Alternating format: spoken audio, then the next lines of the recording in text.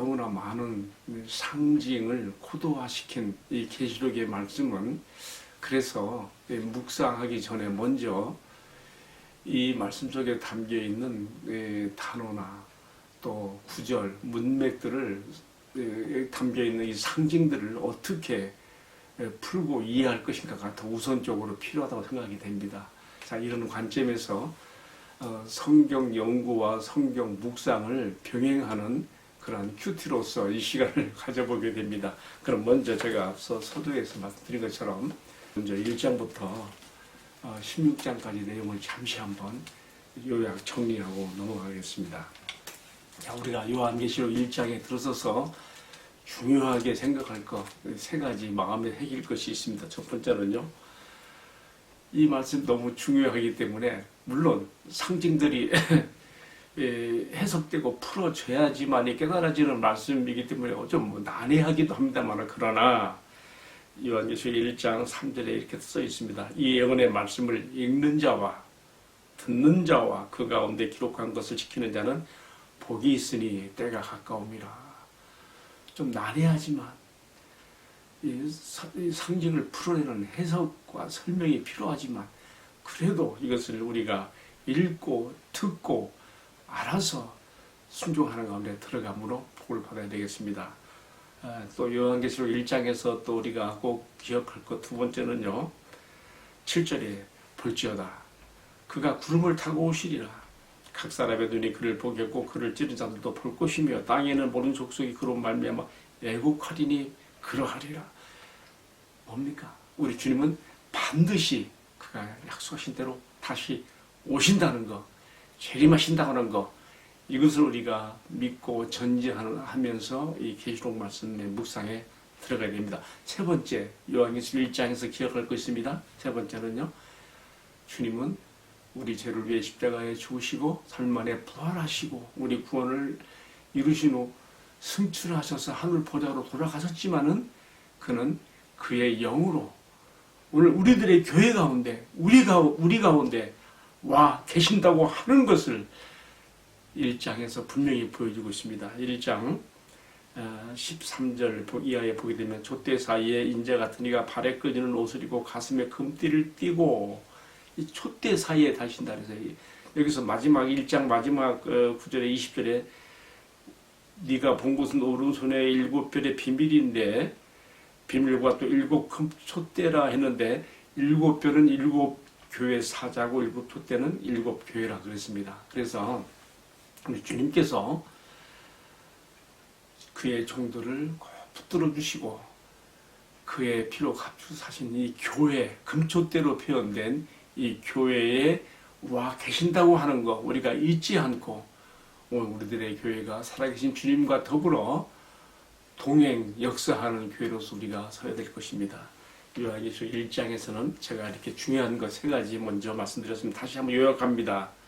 이 예언의 말씀을 읽고 듣고 순종하는 자가 복이 있다. 두 번째로는 주님은 반드시 구름을 타고 반드시 오신다. 올라갈 때 초기교회 제자들이 500여 명의 형제들이 바라봤던 것처럼 이제 재림할 때는 모든 사람들 눈에 보여지게 반드시 재림하신다는 것. 세 번째는 십자가에 죽으시고 부활하시고 승천하셔서 보좌 우편에 가신 주님은 저 하늘에만 계신 것이 아니라 그의 영으로 그의 성령으로 오늘 우리들의 교회 가운데 금초대 사이에 다니시고 계시는 주님이라는 것 기억해야 되겠습니다. 그래서 이어지는 2장과 3장에서는 바로 오고 오는 모든 시대의 교회들을 상징하고 대표하는 뜻으로 아시아 7교회에게 보내는 편지를 통하여 그들의 영적 상태를 진단하시면서 칭찬과 책망으로 그들을 권면하는 것을 볼 수가 있습니다. 아시아 7교회 한번 해볼까요? 에베소 교회, 서머나 교회, 버가모 교회, 또 두아디리아 교회, 또 사대 교회, 필라델피아 교회, 라우디아 교회, 7개 교회. 각각의 교회들의 영적 진단과 책망, 칭찬 다 설명하려면 너무 시간이 많이 가기 때문에 공통적인 거 하나만 말하고 싶어요. 뭐냐면요, 교회들 가운데 가장 많이 공통적으로 책망을 받는 게 뭐냐면요, 너희가 첫사랑, 처음에 받았던 복음의 순수성을 잃었다는 거예요. 당시에 헬라 사상이, 그리스 헬라 사상이 기독교 복음에 스며들어와서 접목되어져 가지고 이 복음을 변질시켰거든요. 그것이 니골라당, 또 다른 말로 하면 이세벨의 교훈, 발렘의 교훈, 다 같은 동의어예요. 같은 의미를 담고 있어요.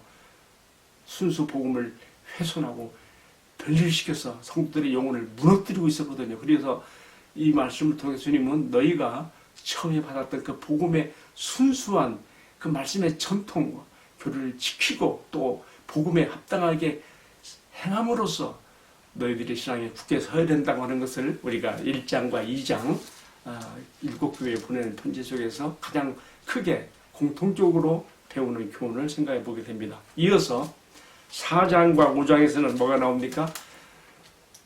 비록 우리의 지상에 있는 우리들의 교회는 초라하고 참 볼품없게 보일 수 있지만 그러나 이 모든 교회들을 품고 있는 하늘 보좌, 영광스러운 보좌와 그 천상 교회의 예배의 장엄한 모습이 요한계시록 4장과 5장에서 보여지고 있습니다. 이것도 다 설명하려고 너무 복잡해요. 여러분 4장과 5장을 읽으면서 여러분 한번 천국 보좌와 천상의 교회에 한번 들어가 보시기 바랍니다. 이 지상에서 예배 드릴 때에 초라한 현실의 모습만 보지 마시고 영광스러운 천상의 교회의 보좌를 바라보면서 예배 드리면 좋겠습니다. 그런데 중요한 것은 4장과 5장에서 중요한 것은요, 올 우주와 세상의 모든 만물과 나라들을 다스리시는 하나님의 주권과 뜻이 그의 아들이신 어린 양 예수님에게 위임되어져서 바로 그것이 7 인봉된 두루마리 책을 한 장씩 한 인식 한 인봉씩 떼는 것으로 나타나고 있다는 것입니다.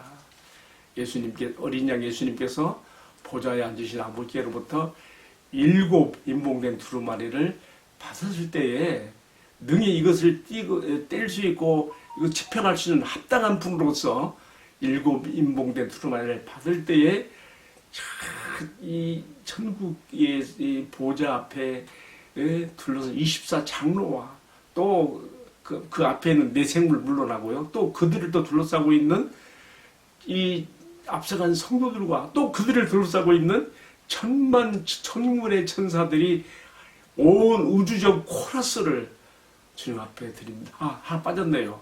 온 만물도 함께, 피조물들도 함께 이 7 인봉된 두루마리 책을 하나씩 떼시면서 이 세상 나라 가운데 아버지 하나님의 주권과 뜻을 집행하시는 어린 양 예수를 찬송하는 장면이 이 4장과 5장에서 나오게 됩니다.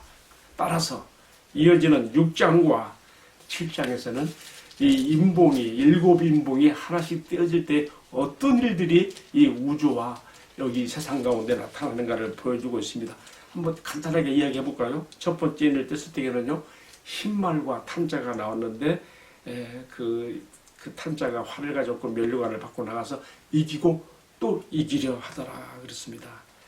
여기서 흰말 탄자를 여러 가지로 막 해석을 해요. 그럼 저는 흰말 탄자 뒤에 가면 또 19장에 또 나오거든요. 바로 어린 양 예수 그리스도께서 이 세상 가운데 그의 복음이 땅끝까지 전파되어지도록 복음의 세계화를 이 지상에는 그의 교회들과 함께 이루어 가시는 장면이 이렇게 흰말 타고 앞서 나가는 자로서, 그리고 그래서 그 면류관을 받으시고 나가면서 이기고 또 이기시는 모습을 표현했다 생각합니다. 이어지는 두 번째 그 일이 떼어질 때는요, 붉은 말이 나오는데 이건 전쟁을 상징합니다. 다 설명할 수는 없습니다. 이 세상 가운데 전쟁이 일어나서 화평이 제하여지고 많은 그 환란이 생기는데 이런 것들도 사실은요, 복음을 가속화시키는 촉매 역할을 한다는 거예요. 우리나라만 하더라도 6.25 전쟁 이전에는요, 북한 쪽에 기독교가 일부 있었고 우리나라 복음화율이요 1%도 안 되잖아요.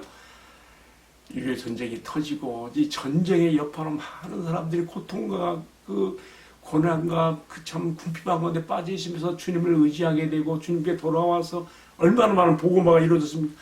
다 뜻이 있어요. 흰말 다음에 나타난 붉은 말, 전쟁. 이어서 셋째 해를 뗄 때에 검은 말이 나왔는데 기근과 흉년 때로는 이런 것들도요 다 하나님께 돌아오게 하나님의 마음을 낮추는 역할을 해요. 그다음에 넷째 해를 뗄 때에는요 청황색만이 나왔다. 죽음의 그림자가 청황색만에서 보이거든요. 사망. 정말 세상에 이런 비통한 일들이 많이 있죠. 그러나 이런 것들이 사람들의 마음을 낮추고 하나님께로 돌아오게 하는, 복음을 믿고 예수 앞으로 돌아오게 하는 역할을 한다는 거 우리가 기억할 필요가 있습니다. 다섯째 해를 뗄 때에는요 하늘 제단 아래 순교자들의 호소가 나와요. 우리의 피를 언제까지 신원해 주지 않겠습니까? 그때 하나님께서 그들에게 힌두루마리를 주시면서 아직 잠시 동안 쉬어라.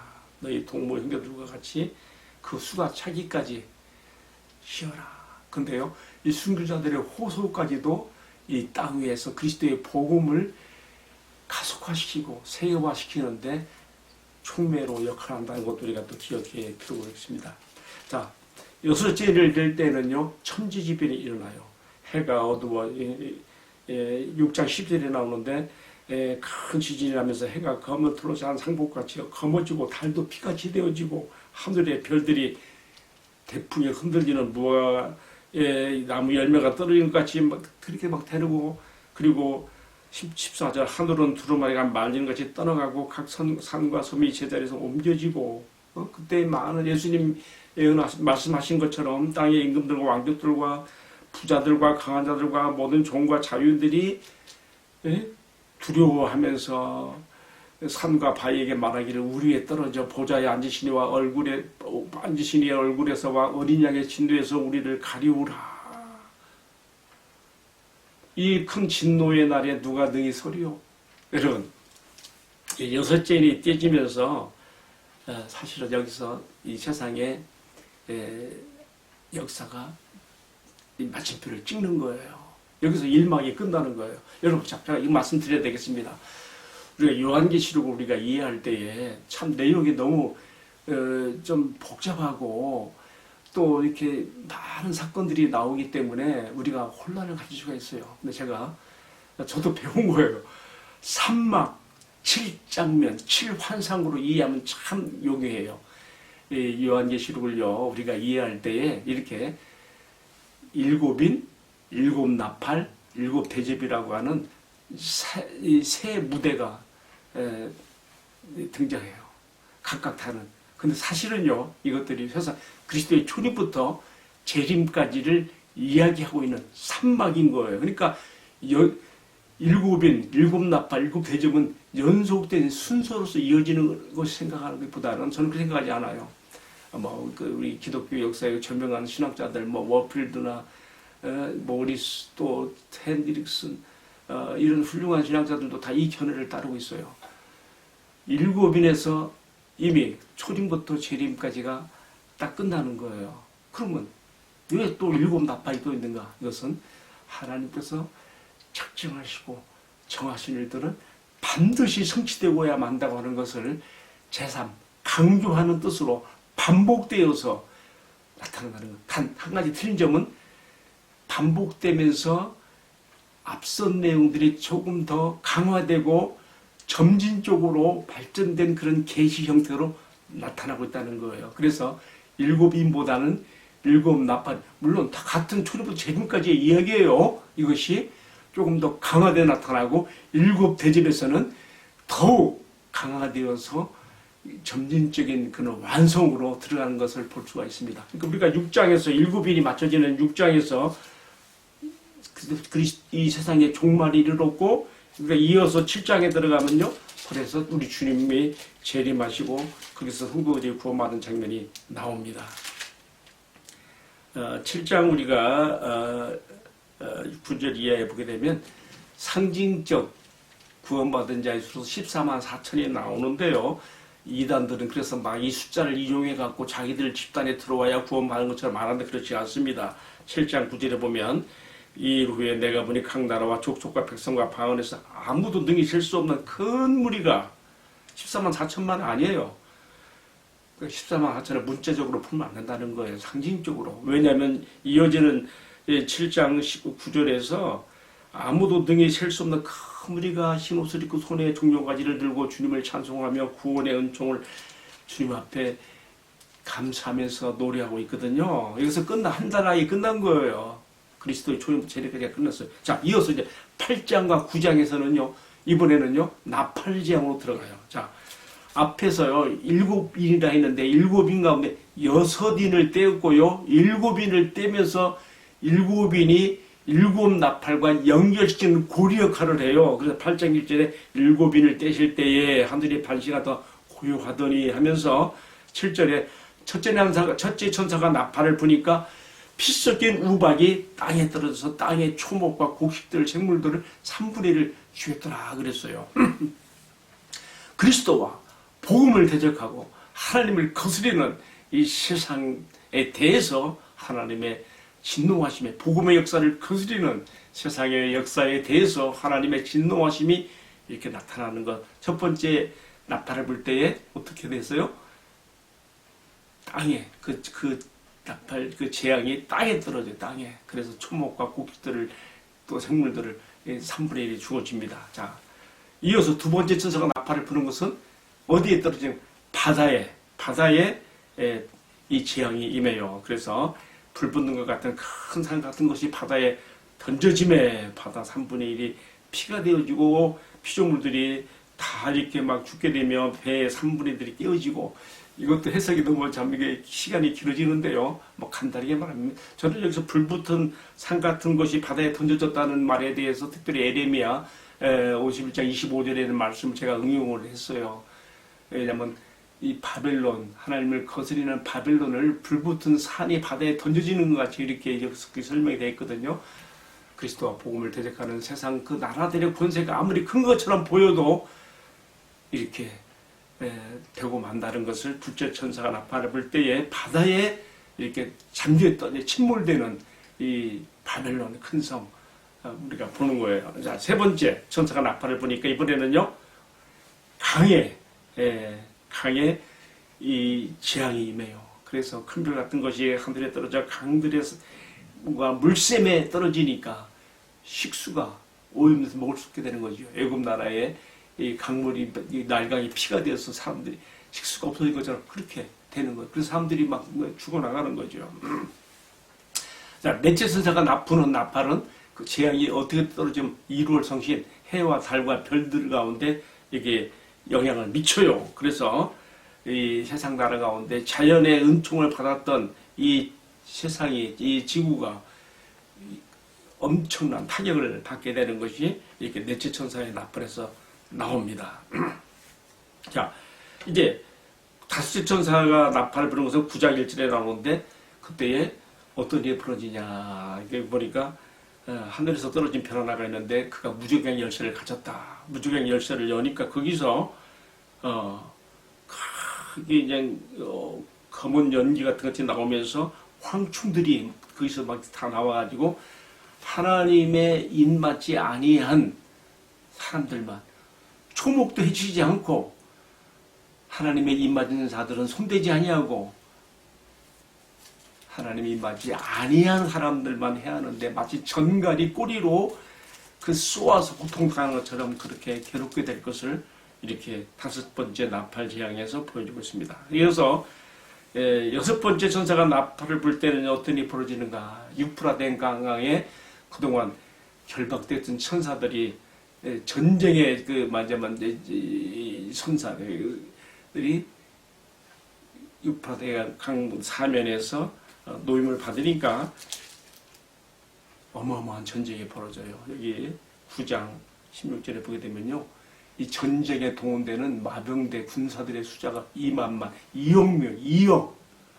야, 이게 대단한 전쟁이 여기서 벌어지고, 그때에 또 요한이 바라볼 때는 오늘날 같은 뭐 핵무기 그런 거 뭐 잘 모르지요. 그렇기 때문에 뭐라 표시해 가면은 머리와 꼬리에서 불 뿜는, 병기에서 불 뿜는 그런 무기의 형태로 이렇게 표현을 하고 있어요. 자, 여기까지 해서 지금 일곱 나팔 제가 설명했습니다. 자, 인에 이어서 일곱 나팔도요, 지금 이렇게 여섯 번째 나팔을 불면서 그 재앙이 이 세상 나라 가운데 마지막 큰 전쟁으로 터지고, 그래서 여기 이제 이어서 우리가 뒤로 가서 11장 15절 이하에 보게 되면요, 일곱째 천사가 나팔을 불면서 이 세상은 큰 전쟁과 환란과 소용돌이 속에서 빠지지만은 하나님의 백성 성도들이 구원받는 장면이 11장 15절 이하에서 나옵니다. 그래서 그들이 하나님 앞에서 그들의 구원을 찬양하고 영광 돌리는 일이 나옵니다. 자, 그런데 한 가지 우리가 여기서 짚고 넘어갈 게 있어요. 뭐냐면요, 9장 13절에서 여섯 천사가 나팔을 불었고요, 11장 15절에 가서 두 장을 뛰어넘어 10장 11장 뛰어넘어서 11장 끝에 머리에 하반절에 가서 15절에서 이렇게 일곱째 천사가 나팔을 불었거든요. 그럼 그 사이에는 뭐냐 이거죠. 그 사이들은 10장과 11장 중반까지는 뭐냐 이거죠. 그는 하나의 삽입절입니다. 이게 뭐냐면요, 이처럼 이 세상의 종말이 이루어지고 하나님의 백성들이 구원을 받게 되는 그 과정에 이르기까지, 예수님 재림 직전에 뭐 굳이 말한다면 42달 1260일 3년 반 이 기간 동안에 이 세상 나라 가운데 어떤 일이 벌어질 것인가에 대한 그 내용이 특별히 10장과 11장에 나옵니다. 삽입장으로서 들어갔다 보면 돼요. 11장에서는 두 중인, 두 감람나무, 두 촛대를 교회로 표현했어요. 교회가 그리스도의 복음을 전할 때 엘리야의 능력처럼 강하게 전하면서, 그러나 그것도 언제까지 할 수 있는 게 아니고 때가 되면 더 이상 할 수 없는 시체처럼 되어져 버리는 그런 시기가 온다는 거예요. 그때 이 적그리스도가 막 활리를 치거든요. 그러나 죽은 것까지 되었던 교회가 다시금 하나님의 생기를 받아서 3일 반 만에 다시금 일어나고 하늘로 휴거되어지는 장면이 11장에서 이렇게 잘 설명이 되어 있습니다. 그러면서 바로 여기서 11장 15절에서 제가 반복해서 말씀드린다마는 이 세상 나라가 그리스도와 그의 나라가 되어서 영원히 다스려지는 그런 말씀으로 해서 이제 두 막이 끝난 거예요. 그러니까 일곱인에서도 초림부터 재림까지, 또 일곱 나팔에서도 그리스도의 초림부터 재림까지 이렇게 두 막이 끝나진 거 우리가 기억하고서 이제 그 다음 여기까지가 계시록의 딱 절반이에요. 이제 12장으로부터 들어가게 되는데 12장에서는요 또 뜻밖의 다른 얘기가 나오고 있어요. 일곱 대접이 나와야 되는데 일곱 대접 얘기는 저 뒤에 16, 17장에서 나오고요. 여기 12장부터 13, 14, 15장까지는요 요한이 이 천사를 통해서 7가지 환상을 보게 장면이 나옵니다.